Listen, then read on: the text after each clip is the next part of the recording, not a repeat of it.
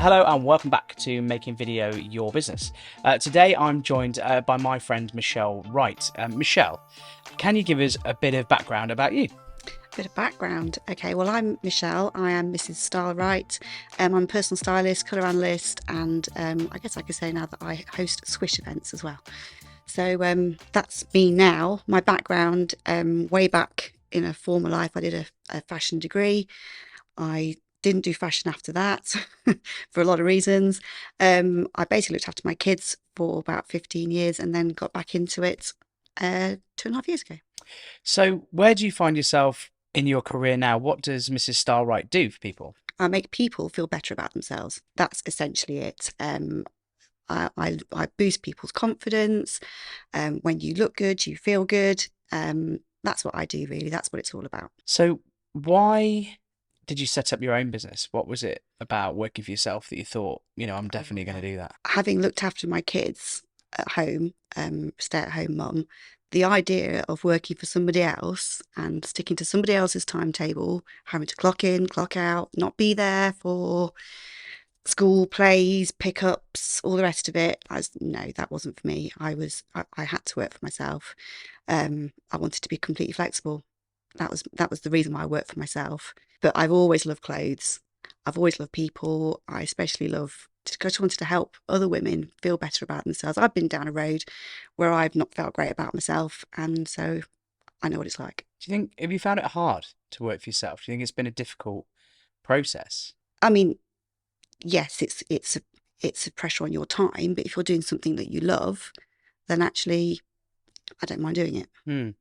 So yes and no. Mostly no, it's not been hard. I've enjoyed it. Yeah, Yeah. I think it is enjoyable being self-employed, but a lot of business owners, even when they're part of a bigger team or whatever, I think they find it quite lonely. I think you can find it Yeah. quite a lonely Yeah. There is job. that. There is definitely that. And that's why I do a lot of networking. Um, because I don't necessarily think that when you go networking, you are selling. I think you are making connections. I joined a group when I first started, and it was a ladies only networking, and I couldn't have done without that. It was brilliant because they were a sounding board for me that I could say, because I hadn't used the technical side of things were the most difficult thing for me Mhm. because I hadn't really used anything other than email or social media for my own personal benefit Yeah, um, for years. yeah, So I could say to them, I know this is stupid, but I don't know what's a landing page. They go, oh, it's this, yeah, and not make me feel stupid. yeah. It's really key. I think surrounding yourself with good Yeah, people definitely, early on when definitely. you starting your business is really crucial. Yeah. I think working with good partners is also really Hmm. key. We're big into that, Hmm. partnering with people and working in collaboration with people. Yeah. So that helps grow your business and makes you a lot stronger. Turning to social media Yeah. and things like that, because obviously this podcast is geared around trying to help people be more visible and think more seriously about the visuals side of their Mm. business. Talk to me a bit about how you've got going with your business and how you've tried to make a mark online. Social media for me is absolutely key. I could not do my business without social media. That's where I do most of my sort of promotional work, shall we Do you say. sell through it? No, you can you can buy my service on my website, but Yeah. not through social media. No, Okay. I predominantly use Facebook. I have a private group on Facebook where I share sort of hints and tips. I put discussion pieces, some stuff will come up in the media. I do a thing every Monday about what Tess and Claude are wearing on Strictly. It's all very light-hearted. It's really, really not serious. That's the whole thing. Yeah. Um, and then I also do Instagram, but that's a little bit more me. Yeah. I you'll I do everyday sort of chats whilst I'm walking the dog, and I'll Yeah. talk about the telly or just for day to day, so people know me. Yes. And I think that's the most important thing through social media is that people get to know who I am, because people have got to like me, and I get that people not everyone is going to like me. Then you don't follow me. That's Well, fine. that's fine. Yeah. Yeah, but that's it. People get to know you and who you are, and then they might feel confident to give you a ring and say, "Yeah, can you give me a hand with this?" Or Yeah. Then the liking part is really key. So we yeah, always talk about every business transaction, regardless of size, is only done with people or businesses that you trust. Yeah, And so definitely. trust is only built by people getting to know you. So Yeah. the visual side of your business is purely a mechanism for people getting to know you, Hmm. to advertise you as a person and a brand, Yeah, to definitely. grow your business and your Hmm. brand. How much of that content is video? Quite a lot. I mean, video's been more and more important, especially on Instagram. And I moved over to Facebook now with all the reels and all that kind of thing. My videos are, um, let's say, amateur. Yeah, I really, really enjoy it. yeah, It was one of the weird things that I've found since starting my business is that I really enjoy being in front of the camera. If you'd have told me 3 years ago I would be public speaking and doing this kind of thing, I would, you are kidding me, don't be stupid. yeah, But I actually love it. I think it's that you just got to give it a whirl. yeah, And things, it doesn't have to be like camera here, you're in front of it. yeah. It can be sort of, you The can be to the side, side of yeah, it, or, yeah, it doesn't have to be sort of full on. yeah. You don't have to always be talking to the camera. No, exactly. Yeah. Yeah. So what sort of things do you tend to make? Oh, so lots of like hints and tricks. So like the one I did, was it last week probably, was what to wear at Christmas if you don't want to wear sequins, Love it, that kind of stuff. love it.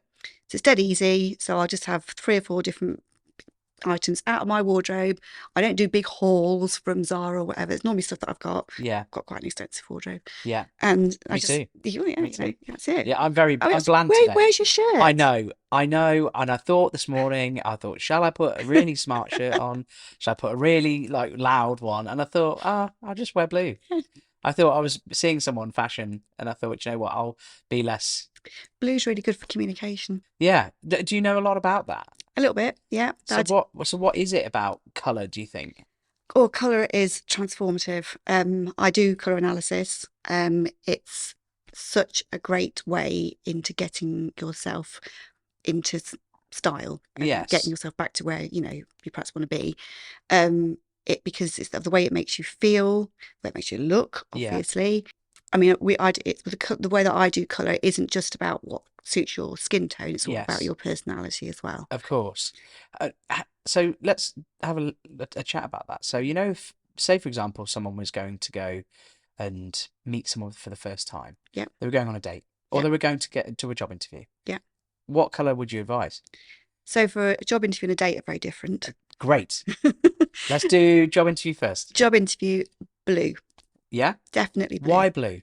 Blue because it shows that you are loyal, you're trustworthy. It's good for communication. Reliability is great. What I would probably do is I'd mix it up with something else.